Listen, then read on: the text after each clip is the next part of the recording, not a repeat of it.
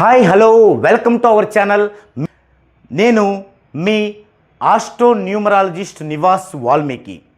ఈ న్యూమరాలజీ అనేది మనుషుల పైన ఎలాంటి ప్రభావాన్ని చూపిస్తుంది, అసలు ఈ న్యూమరాలజీ వేరా ఆస్ట్రాలజీ వేరా, ఈ సందేహాలు మన కస్టమర్స్లో కొంతమంది ఫోన్లు చేసి అడగటం జరిగింది.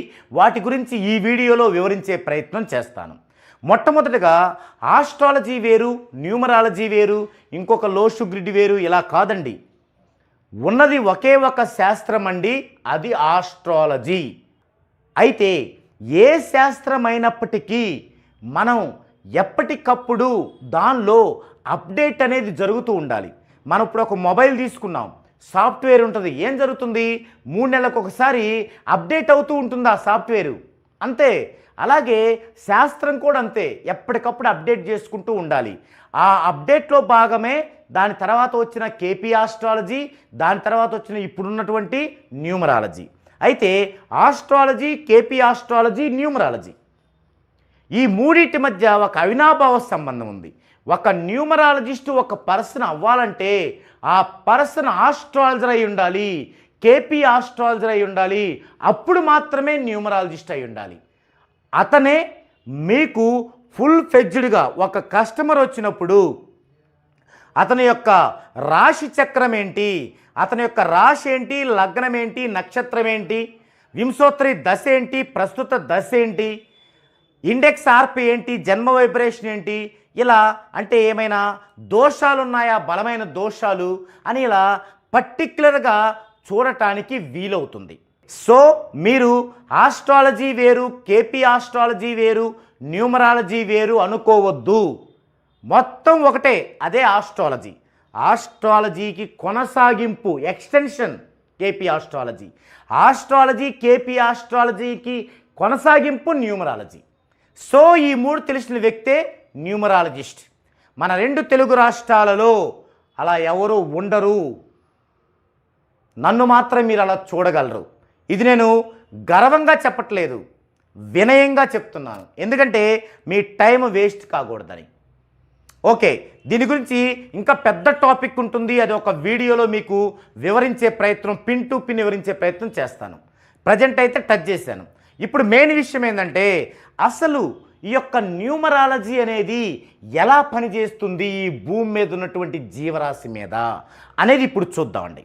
మనకి తెలుసు ఈ భూమి అనేది అంతరిక్షములో ఒక తాడు లాంటి ఆధారం కూడా లేకుండా వ్రేలాడుతున్నటువంటి ఒక బంతి లాంటిది. దీని మీద మనందరం జీవరాశి అంతా ఎలా జీవించగలుగుతుందంటే కేవలం గురుత్వాకర్షణ శక్తి ద్వారా, మరియు ఈ అంతరిక్షములో ఉండేటువంటి శాటిలైట్స్, స్వాభావిక శాటిలైట్స్, వాటినే గ్రహములు అంటారు. వాటినే మనం నవగ్రహములు అంటాం. ఆ నవగ్రహాల ద్వారా జరుగుతుంది, వాటి యొక్క ఆకర్షణ ద్వారా జరుగుతుంది. అయితే నవగ్రహాలు అనేవి సైన్సా, దేవుళ్ళ అంటే గాడ్సా అనేది ఒక టాపిక్. ఆ టాపిక్ కూడా మీకు వివరిస్తాను ఒక వీడియోలో. ఇప్పుడు ఇది మనం నివసిస్తున్న భూమి అనుకుందామండి. ఈ లైను ఇది ఆకాశం అనుకుందామండి. అంటే ఇదంతా ఇక అంతరిక్షం ఉంటుందన్నమాట. దీనిలో ఇక్కడ మన ఆకాశం దగ్గర ట్రోపో, స్ట్రాటో, ఐనో అని 3 ఆవరణలు ఉంటాయి. ఇప్పుడు ఇక్కడ హైదరాబాద్లో ఒక కేబుల్ నెట్వర్క్ వాళ్ళు కేబుల్ టీవీ స్టార్ట్ చేసినప్పుడు ఏం చేస్తారంటే వీరి ద్వారా ఒక కృత్రిమ శాటిలైట్ ఇక్కడికి పంపించుకుంటారు, కృత్రిమ ఉపగ్రహం. అప్పుడేం చేస్తారు వీరు, జబర్దస్త్ అనే ఒక ప్రోగ్రాం చేసినప్పుడు దీన్ని ట్యూన్ చేసి ఇక్కడికి పంపిస్తారు. అది అణుధైర్య తరంగ రూపములో ఇక్కడికి వెళ్తుంది. ఇక్కడ నుంచి ఈ యొక్క ట్రోపో, స్ట్రాటో, ఐనో ఆవరణలు దాటుకొని భూమి మీద ఉన్నటువంటి ఏదైనా ఒక హౌస్లో ఉన్న యాంటీనా లేదా సెటప్ బాక్స్ ద్వారా స్వీకరించబడి మీ ఇళ్లలోని టీవీలు మొత్తం కూడా ఆన్ అయ్యి ఆ ప్రోగ్రాం వస్తుంది. ఒక్కో చోట ఇక్కడ లైవ్ జరుగుద్ది. ఈ లైవ్ వితిన్ సెకండ్స్లో వస్తుంది. కారణం ఏంటంటే ఇక్కడ ఈ అణుధైర్య తరంగాల యొక్క వేగం ఎలా ఉంటుందంటే 1 సెకండ్లో 1,00,000 వంతు ఉంటుంది. 1 సెకండ్ అంటేనే మనం కన్నుమూసి తెరిచేలోపు ఆ సెకండ్లో కూడా 1,00,000 వంతు ఊహించుకోండి. మానవ మెదడు గుర్తించలేనంత స్పీడ్ అనమాట. అందుకే అది మనకు అర్థం అవ్వదు. ఇక్కడ నుంచి ఇక్కడికి వెళ్తుంది, ఇక్కడ నుంచి ఈ యొక్క శాటిలైట్ నుంచి ట్రోపోస్టాట్ ఆవరణ దాటుకొని ఈ యొక్క సెటప్ బాక్స్ ద్వారా మనకి వినిపిస్తుంది. ఇది రియల్, ఇది మనకందరికీ తెలుసు. మీరు చెప్పండి, దీంట్లో ఏదన్నా దైవశక్తి ఉందా? ప్లీజ్ అర్థం చేసుకోండి, దీనిలో ఏదైనా దైవశక్తి ఉందా? నేను దేవుడు లేడు అనడం లేదు, గుర్తుంచుకోండి, దేవుడు ఉన్నాడు. కానీ పర్టిక్యులర్ ఈ పనిలో ఎక్కడైనా దైవశక్తి ఉందా? నో, లేదు. Only scientific version. ఇదే సైంటిఫిక్ పాయింట్ మీద జీవరాశి మొత్తం జీవిస్తుంది. మరి ఇక్కడ ఈ యొక్క కేబుల్ నెట్వర్క్ వెళ్ళడానికి వీళ్ళకి కృత్రిమ శాటిలైట్ ఉంది. మరి మనకేముంది? స్వాభావిక శాటిలైట్లు ఉన్నాయి. ఏంటి అవి? రవి, చంద్ర, కుజ, బుధ, గురు, శుక్ర, శని, రాహు, ఇలా కేతు, ఇలా 9 శాటిలైట్లు ఉన్నాయి. ఈ ప్రపంచంలోని జీవరాశి మొత్తం 9 రకాలే ఉంటారు. మనుషులు తీసుకుంటే మనుషులందరూ 9 రకాలే ఉంటారు. 1వ సంఖ్యలు, 2వ సంఖ్యలు, 3వ సంఖ్యలు, 9వ సంఖ్య వాళ్ళు. వాళ్ళల్లో సబ్ లెవెల్స్ ఉంటాయి. మరలా డెస్టినీని బట్టి 9 9 81. అక్కడి నుంచి సబ్ లెవెల్స్ ఉంటాయి. 81 9 247. ఈ విధంగా విభజన ఉంటుంది. అయితే ఇక్కడ నేను నా ఫ్రెండ్ ఒక అతను చెన్నైలో ఉన్నాడు. చెన్నై, అతని యొక్క date of birth 10, birth date 10. ఇతనికి నేను హైదరాబాదులో ఉండి ఫోన్ చేస్తున్నా. నా బర్త్ డేటు 25 అంటే 7. నేను 7వ సంఖ్య వ్యక్తిని, నా ఫ్రెండ్ 1వ సంఖ్య వ్యక్తి. నేను అతనికి ఫోన్ చేస్తున్నా. మరి నేను ఫోన్ చేసే వ్యక్తి యొక్క సంఖ్య 1 అంటే రవి, సూర్యుడు. ఇది శాటిలైట్, ఇది అతను ఫిక్స్డ్ శాటిలైట్. నేను ఫోన్ చేశా, హలో ఎక్స్ అనుకోండి, ఆ పేరు ఎక్స్ అన్న. వినపడింది అతనికి, వెంటనే వినపడింది. ఏం జరిగి ఉంటుంది? ఇప్పుడు మనం చూసాం. ఇదే పద్ధతి జరిగి తీరాల్సిందే.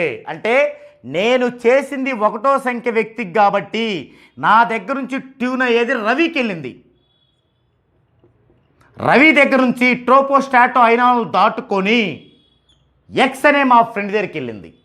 ఇదంతా కన్ను మూసి తెరిచేలోపు కాలంలో 1,00,000 వంతులో జరిగింది. అక్కడే కాదు, ఇప్పుడు నా ఎదురుగా నా ఫ్రెండ్ ఉన్నాడు, ఇక్కడే ఉన్నాడు ఈ రూమ్లోనే. హాయ్ ఎక్స్ అన్నాను. Hi X. అణుధైర్య తరంగాలు వెళ్తున్నాయి, ప్రయాణించినాయి. ఎక్కడికి వెళ్ళాయి? అతని దగ్గరికి వెళ్ళాయి. మరి అతని దగ్గర సెటప్ బాక్స్ ఏముంది? బ్రెయిన్. సెటప్ బాక్స్ కాదు, బ్రెయిన్ అనేది సెటప్ బాక్స్లా పనిచేస్తుంది. చేరింది అతనికి. ఏమి వినపడుతుంది? అతనికి హాయ్ అనేది వినపడుతుంది. ఇక్కడ ఒక్క 2 మూరల దూరంలో ఉన్న వ్యక్తికి అదే పని, అంత దూరంలోకి అదే పని. ఇక్కడ అతనికి వినపడుతుంటే ఏం జరిగింది?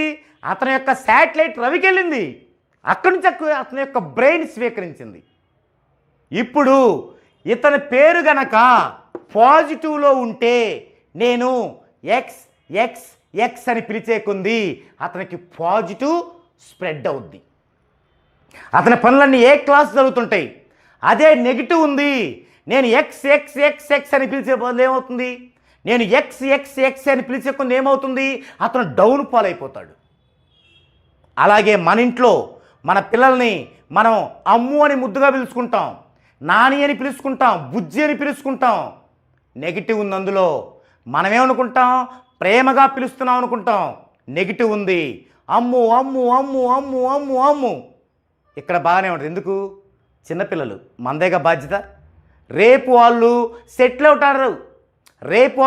అవుతారు, ఇండివిడ్యువల్ లైఫ్ కొనసాగిస్తారు, మ్యారేజ్ చేసుకుంటారు. పుట్టినప్పటి నుంచి ఇప్పటిదాకా అన్నటువంటి అమ్ము అమ్ము అమ్ము అన్నవి కూడా వాళ్ళ మీద డిజెస్ట్ అయిపోతాయి. సో ఇంత చర్య జరుగుతుంది. ఇంత చర్య జరిగినప్పుడు మీ నేమ్ అనేది ఒక మంత్రంలాగా పనిచేస్తుంది. మనం ఓం నమ శివాయ అంటూ కొన్ని లక్షల సార్లు అంటారు. అన్నప్పుడు ఏమవుతుంది? విశ్వానికి కనెక్ట్ అయ్యి విశ్వం నుంచి వారికి ఏమవుతుంది? మంచి వెలుగు వస్తుంది. మరి మన పేరు అంతే. మీరు మీ పిల్లల్ని పిలుస్తున్నారు, వాళ్ళ దాంట్లో పాజిటివ్ లేదు, మీరు వాళ్ళని కిల్ చేస్తున్నట్టే. ఓకే, ఈ విధంగా ఇదే టాపిక్ గురించి మరోసారి ఇంకా చాలా బ్రాడ్గా చెప్పుకుందామండి. ఎవరికైనా సరే డౌట్స్ ఉంటే కింద స్క్రోల్ అవుతున్న నెంబర్కి కాల్ చేయండి. మీ యొక్క డౌట్స్ అన్నీ కూడా క్లియర్ చేసుకొని అప్పుడు మాత్రమే మీరు నేమ్ కరెక్షన్ చేసుకొని మంచి బ్రైట్ఫుల్గా ఉండేటువంటి ఫ్యూచర్ని అందుకోండి. అలాగే నేర్చుకోవాలని ఆసక్తి ఉంటే కూడా నేర్చుకోవాలని ఆసక్తి ఉన్నా కూడా కింద స్క్రోల్ అవుతున్న నెంబర్లకి కాల్ చేయండి, వివరాలు తెలుసుకోండి. అందరూ కూడా ఇది ఒక సైంటిఫిక్ విజ్ఞానం, నేర్చుకోండి, 10 మందికి సపోర్ట్ ఇవ్వండి, వారందరికీ హ్యాపీగా లైఫ్ ఉండేలా చూడండి. ఇది ఈ టాపిక్. ఇలాంటి డిఫరెంట్ టాపిక్తో మరోసారి కలుద్దామండి.